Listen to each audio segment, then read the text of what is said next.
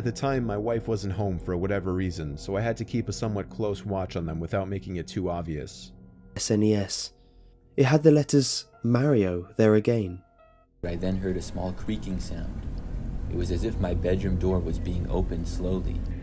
It's worse. As soon as she got my pants off me, she started like jerking the ween. Horror story YouTubers. I remember listening to them. You got the classic horror story YouTubers like Mr. Nightmare, and creepypasta storytellers like Mr. Creepypasta, Creepsmith and Cole's husband, before he transitioned into being an angst emo SoundCloud rapper. But today's video isn't about them. Most of the time on YouTube, these narrations get adapted into an animated short. Most famously, you might be familiar with the works of Llama Arts, who's known for animating a bunch of Mr. Nightmare's videos.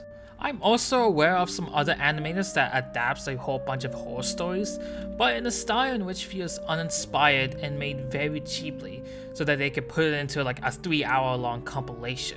To me, they're not interesting to talk about because animation is one of the most creative ways to tell a story, especially with horror. Animation goes beyond the normality of horror and distorts itself into something absolutely terrifying. And I see this type of animation, I'm just meh about it. However, this isn't the case for the animator we are discussing today. For some context, there's a YouTuber called Let's Read, who specializes in, yep, that's right, horror stories.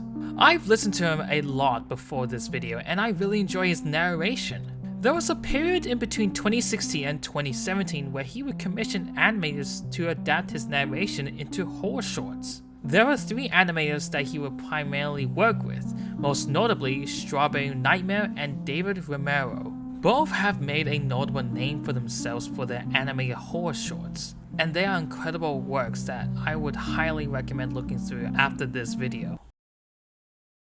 You may have noticed 2 videos that are his highest viewed on his channel. His second highest viewed video is Dave Romero's Other Lily, which is an incredible watch. I would highly recommend that as well. But his highest viewed video is an animated horror collaborations that has one of the most terrifying animated short that I have ever seen, and that was created by Axeman Animations. The video is titled 10 2-sentence horror stories.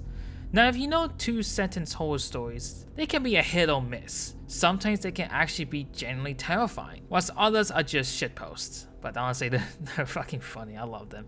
So we would kinda expect this video to not do much with a 2-sentence horror story scheme, just like the other generic horror channels.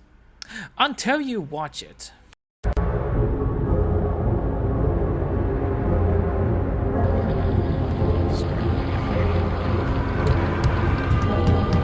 What the actual fuck? From the sound design, the dirt pouring in, the scratch noises, the pounding on the wood, and the screams coming from the distorted, gaping mouth, this is nightmare fuel, and it helps set the tone for the rest of the shorts. Now, I don't want to talk about all of the shorts here. In fact, I want to encourage people who have not seen it before to watch the whole thing blind, because I want to emphasize how uncomfortable I was when I first watched it, since I watched it when I was a kid, and even now this is still eerie as fuck. A lot of it has to do with Axeman's unconventional and rough animation style. The way that everything feels so irregular, but there's a clear level of detail that makes it feel immersive but unsettling. The character designs are so out of proportion and uncanny, yet the movement feels so fluid and elastic that exaggerates their horrifying emotions. Combining all of these elements creates a unique and distorted interpretation of these 2-sentence horror stories that I have never seen before. However, one short overshadows the rest of the video that expands upon the original short sentence story with more layers of depth than any other story, and it's the final one.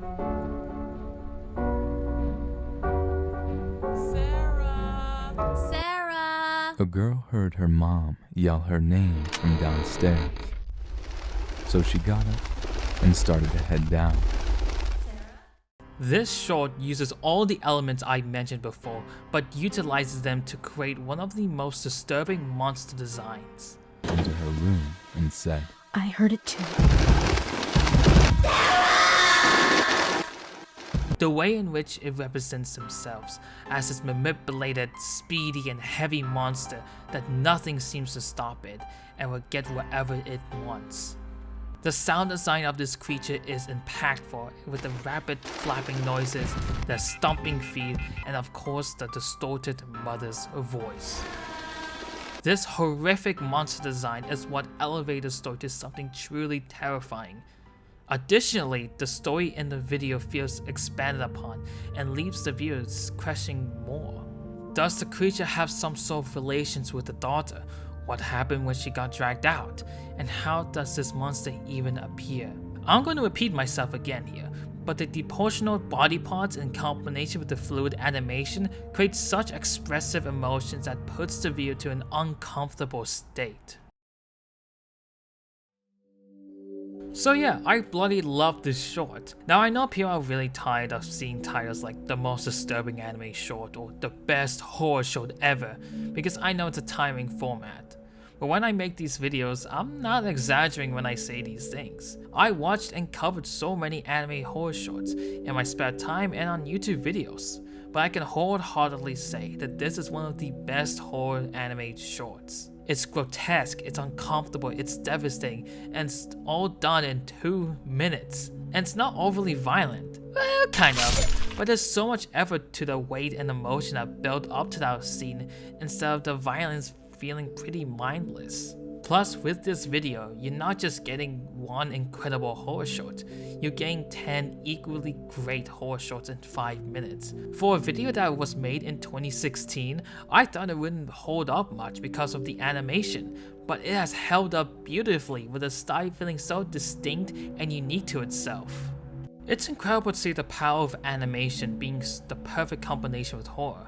So whatever happened to Axeman Animations? Well, he would post more animations in that similar vein to his previous works, with his latest update being that he's in university and has less time to work on projects, which is, fair enough.